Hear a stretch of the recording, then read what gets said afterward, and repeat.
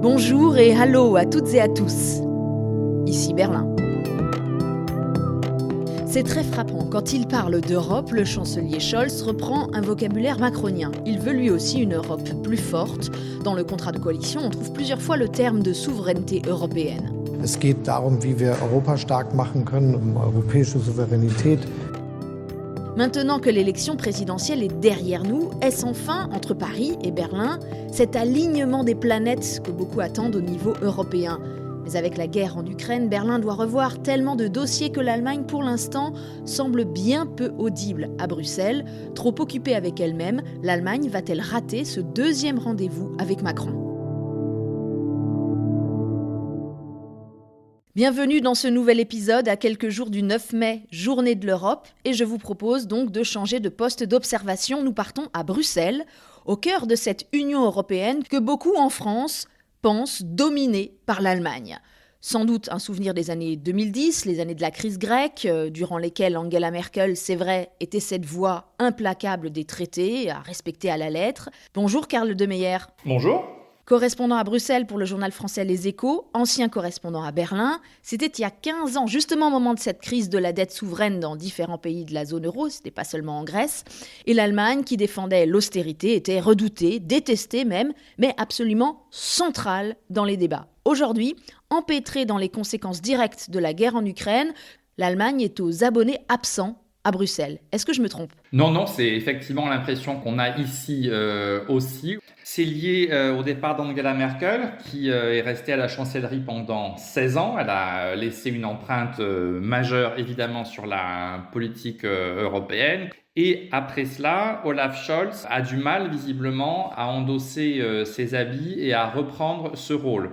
Et on s'est retrouvé là, début 2022, avec une guerre chaude, très chaude même, aux portes de l'Europe, et qui a révélé, je dirais, un héritage qu'on n'avait pas soupçonné des années Merkel, avec une grande complaisance à l'égard de la Russie et une grande dépendance économique, énergétique. Et comme c'est un chancelier social-démocrate maintenant qui est au pouvoir, on s'est aperçu que le SPD avait lui aussi un historique complexe avec la Russie et avec Vladimir Poutine. Tout ça fait qu'au niveau européen, il y a, oui, on peut dire un manque de leadership. En tout cas, l'Allemagne n'a pas la voix qu'on a l'habitude de lui voir à Bruxelles. C'est juste un vide ou c'est un problème ? Les deux, c'est-à-dire que sur les sanctions jusqu'ici, très clairement, si l'Allemagne avait été beaucoup plus volontaire, on aurait déjà des paquets de sanctions qui concerneraient les hydrocarbures. Comme tu le sais, pour l'instant, dans le domaine de l'énergie, on s'est seulement attaqué au charbon. Bon, il se trouve que depuis plusieurs semaines, l'Allemagne a fait du chemin. Robert Habeck, le ministre vert de l'économie, a déclaré que maintenant l'Allemagne était à peu près en mesure de stopper les importations de pétrole russe. L'Allemagne a déjà drastiquement réduit ses importations et depuis le début de l'année, des 2/3. Je crois qu'on est passé de 35% de son total d'importation de pétrole à 12%. Donc ça, on n'est pas loin d'y arriver. Après, restera la question du gaz, qui est encore très problématique. Alors sur le gaz, justement, pour basculer sur de nouvelles sources d'approvisionnement, l'Allemagne fait ses emplettes un petit peu partout en ce moment, et en solo. Alors cette démarche en cavalier seul, elle peut surprendre. On aurait pu attendre que Berlin mette en avant la nécessité d'une action commune à tous les Européens.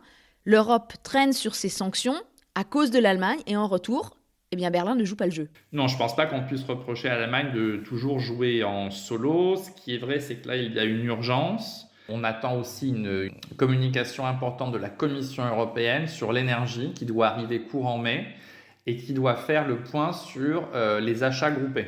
Comme tu le sais, l'énergie à l'origine n'est pas un domaine important dans les traités. Les compétences européennes étaient très faibles dans ce domaine parce que les États membres ont toujours considéré que c'était quelque chose lié à la souveraineté et qu'ils ne souhaitaient pas partager.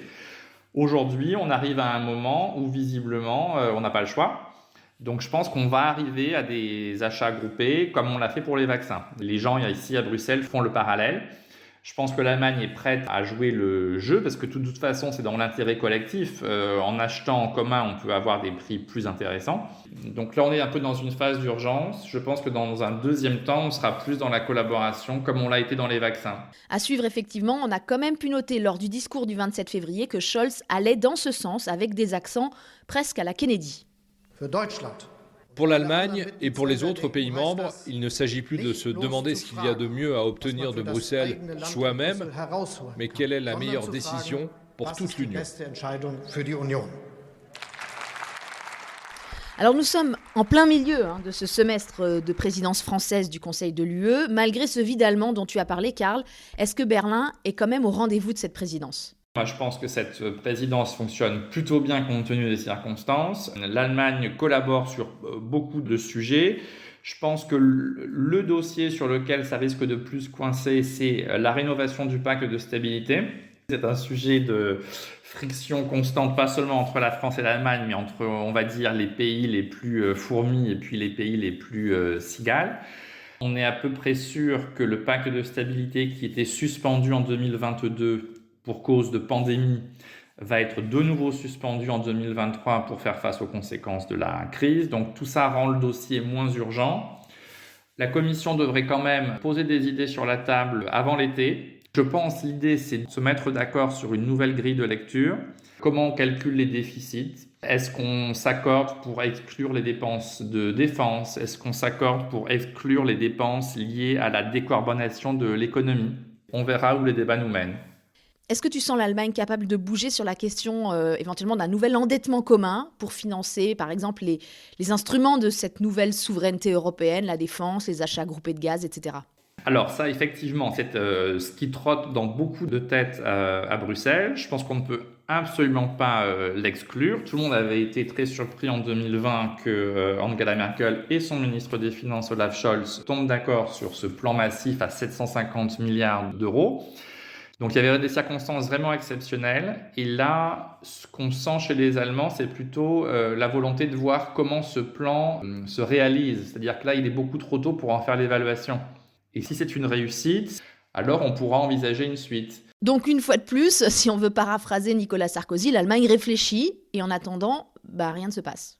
Non, d'abord, je crois qu'il faut souligner qu'on a eu des mouvements quand même très importants depuis la fin 2021. Le contrat de coalition reprend beaucoup de concepts français finalement autour de l'Europe, de l'autonomie stratégique. Tout ça, c'est nouveau.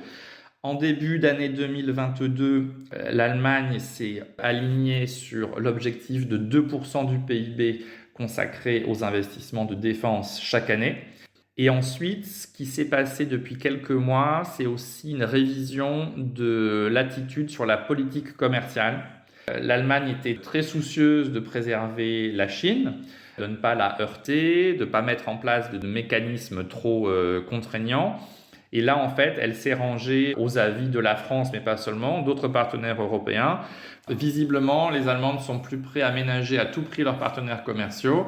Pour te donner un exemple, on est en train de mettre en place, c'est très compliqué, c'est très très technique, mais on est en train de travailler ce qu'on appelle un mécanisme carbone aux frontières.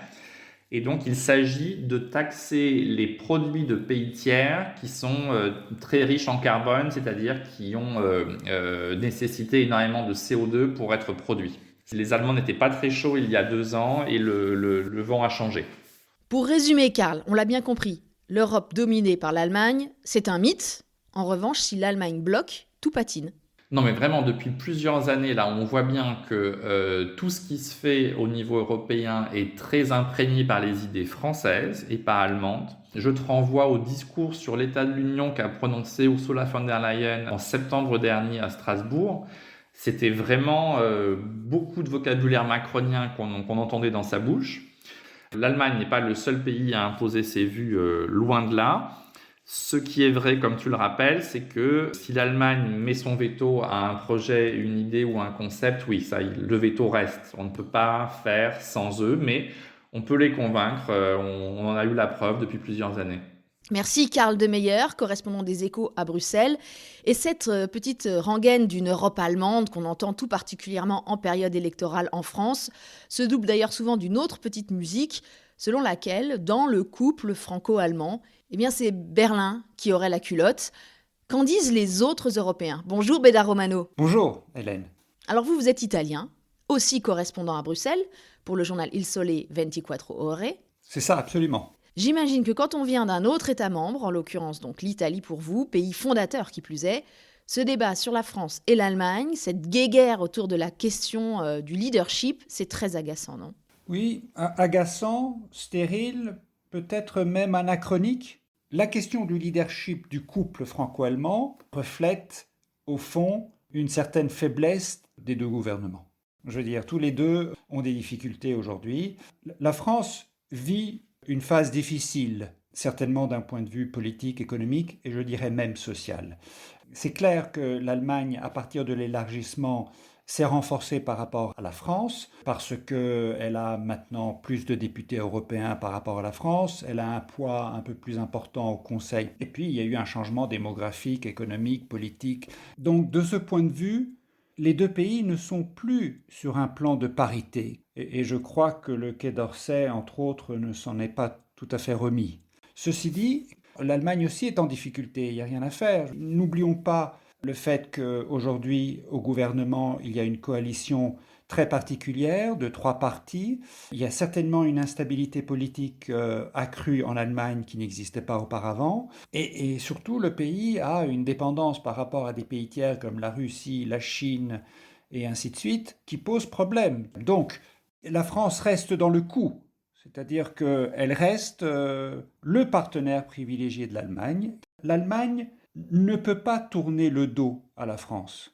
Elle doit la respecter à cause de ce sens historique de la responsabilité. Et ceci, en fin de compte, permet à la France de continuer à jouer un rôle particulier dans le couple et en Europe. Mais le couple franco-allemand, comme disent les Français, le moteur franco-allemand, comme disent les Allemands, est-ce que c'est quelque chose qui existe vraiment à Bruxelles ou bien c'est une chimère ? Certainement. C'est-à-dire que les deux pays s'informent réciproquement, coopèrent de manière régulière, essayent d'éviter les surprises. Si l'un d'eux peut faire quelque chose pour aider l'autre, il le fera. Mais toujours dans le cadre d'un échange, parce que nous sommes dans un système communautaire où aujourd'hui j'ai besoin des Allemands pour régler un problème, tout en sachant très bien que les Allemands auront besoin des Français pour régler un autre problème dans 1 semaine, 3 mois.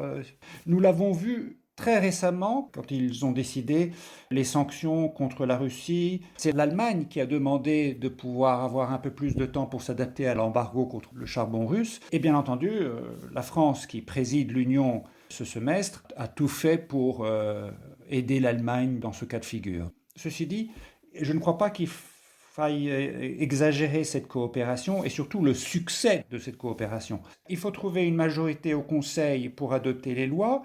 Et surtout, il faut comprendre dans quelle direction ira le Parlement. Donc, il y a tout un marchandage qui a lieu. L'objectif des deux pays, c'est de trouver un compromis qui puisse être accepté par les autres. On le sait, les moments de crise révèlent, exacerbent peut-être aussi les réflexes individualistes, égoïstes, voire nationalistes. On l'a vu particulièrement au début de la pandémie. Et là, avec la guerre, de nouveau, l'Allemagne, au nom de ses propres intérêts, demande un délai pour les sanctions. Est-ce qu'il n'y a pas là un 2 poids 2 mesures, finalement, dans cette attitude de l'Allemagne ? Il y a 10-15 ans, c'est elle qui demandait des efforts énormes aux pays endettés, au nom de la cohésion de la zone euro. Et là, quand il s'agit d'apporter une réponse ferme, rapide et collective à l'invasion russe, finalement, l'Allemagne explique que ça demanderait trop de sacrifices à son économie. Oui, il y a pire peut-être, si je peux me permettre. L'Allemagne dit « l'économie allemande ne peut pas faire les efforts pour sortir de la dépendance de la Russie. Faites attention parce que les conséquences vont être payées par tout le monde, vu l'importance de l'économie allemande pour le reste de l'Union européenne. » Il y a un peu de marchandage politique. Là, c'est un typique exemple où l'intérêt national allemand est perçu dans l'intérêt de l'Union européenne.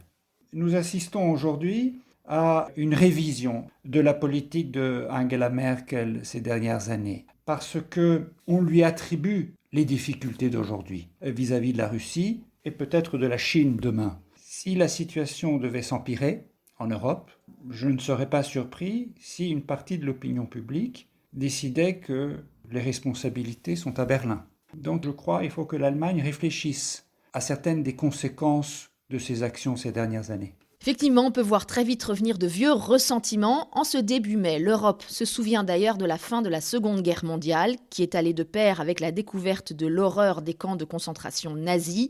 77 ans après la libération de celui de Ravensbrück, il y a eu une cérémonie récemment sur place, en présence de survivantes, car c'était un camp de femmes. Parmi elles, une Française, Lili Léniel, 90 ans, déportée à l'âge de 11 ans seulement, avec ses frères de 9 et 3 ans et leur mère. À l'occasion de ce déplacement, elle a tenu à témoigner devant de jeunes Allemands. Écoutez.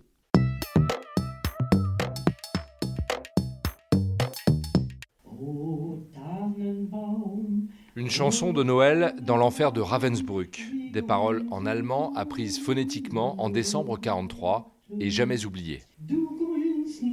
Debout, seule sur scène, Lili Léniel récite aussi des comptines en flamand, en polonais. Dans les camps de concentration, les enfants déportés venaient de toute l'Europe et s'occupaient comme ils pouvaient quand leur mère était aux travaux forcés. Les adolescents berlinois écoutent muets le témoignage glaçant de cette rescapée. Je n'étais plus que le 25.612. Vous savez, les jeunes, à partir de ce moment-là, nous n'étions plus personne, nous n'avions plus de nom. De Ravensbrück, Lili et sa famille sont ensuite envoyés à Bergen-Belsen. La mère contracte le typhus comme Anne Frank et sa sœur, qui se trouvent dans le camp au même moment. Et elles sont mortes toutes deux, uniquement parce qu'elles étaient nées juives. C'est épouvantable. Bientôt, il n'y aura plus un seul déporté. Et c'est vous qui aurez à transmettre le devoir de mémoire. Vous êtes mes petits messagers. Tout peut revenir. Il faut éviter cela à tout prix. Ne laissez pas dire n'importe quoi. Et les enfants, vous en êtes capables. Je compte sur vous. Après son récit, elle reste à la disposition des jeunes pour des photos et répond à toutes les questions. Sheila, 17 ans, est encore bouleversée. C'est super impressionnant de l'entendre parler aussi clairement de ce qu'elle a vécu. Et cette élection en France a montré que les choses peuvent basculer très vite. C'était bien qu'elle s'adresse à nous directement, en disant qu'elle croit en nous. Ça m'a fait chaud au cœur. Lili Léniel parle elle aussi d'une soirée pas comme les autres. Pour moi, le témoignage a toujours été très fort, très important.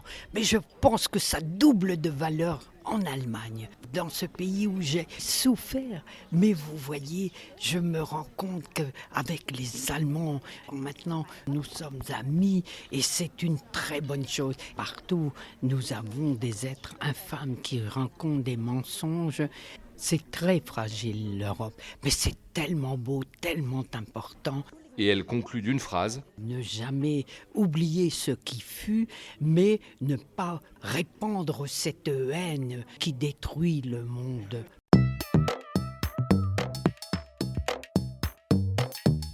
Voilà pour le reportage de David Philippot sur la transmission essentielle de cette mémoire pour l'Europe aujourd'hui. Bédard Romano, je vous retrouve. La jeune fille du reportage parle de l'élection en France. Et c'est vrai que l'Allemagne a eu très peur d'une victoire de l'extrême droite.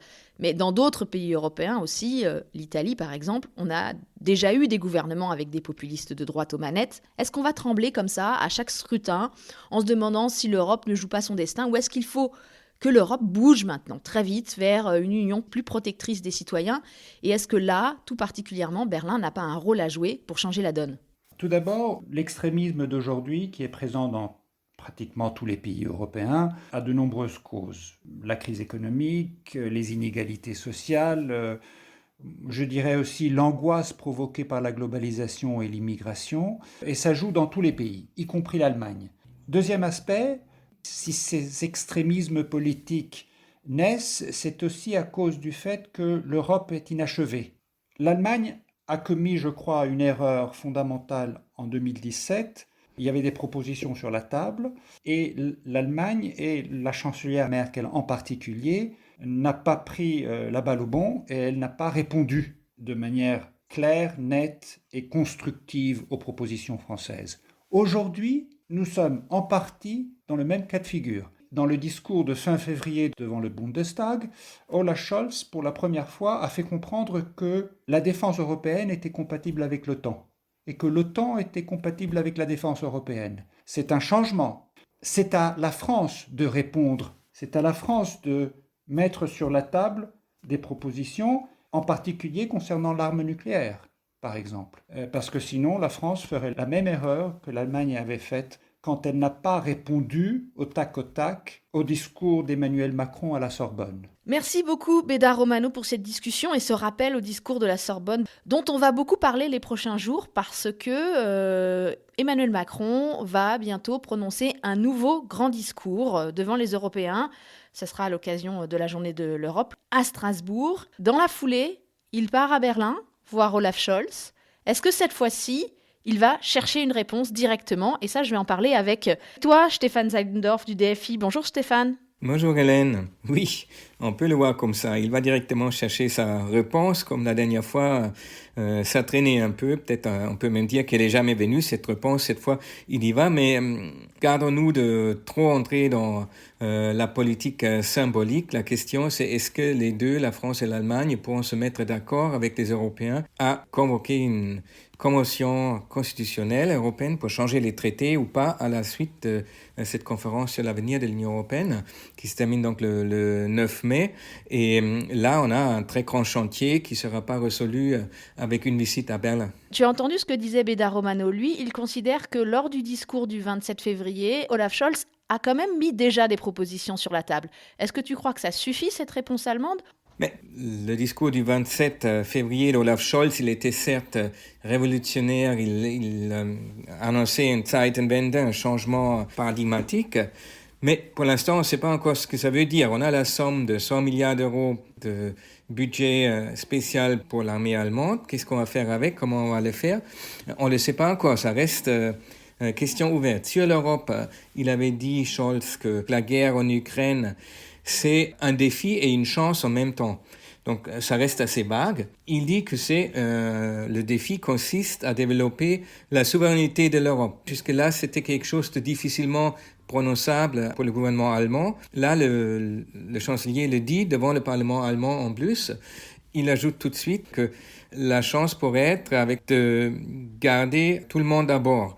Et pas ce que craignait Berlin ces dernières années, de perdre notamment les pays en Europe de l'Est en cours de route. Là, avec une menace extérieure si prononcée, on peut espérer aller vers la réforme de l'Union européenne, développer cette souveraineté européenne chère à Emmanuel Macron, tout en gardant la cohésion et l'unité de l'Union européenne que l'Allemagne craignait avant de perdre si la réforme soit trop prononcée et trop sur des termes françaises ou franco-allemandes. Tu penses que l'une des raisons pour lesquelles Berlin n'a pas répondu à Emmanuel Macron, c'était parce qu'il y avait cette crainte d'une dislocation européenne? Voilà, c'est une position défendue depuis longtemps par l'Allemagne, Schröder déjà, que l'Allemagne est responsable de garder tout le monde à bord, quitte à faire des tout petits progrès, voire pas de progrès du tout. Ces voix qu'on a entendues en Allemagne vraiment au soir même de la réélection de Macron ou le lendemain dans la presse, c'est à nous, Allemands, d'agir maintenant. Est-ce que tu crois que c'était juste l'effet de l'émotion ou est-ce qu'il va en sortir quelque chose de concret dans la réponse de l'Allemagne ?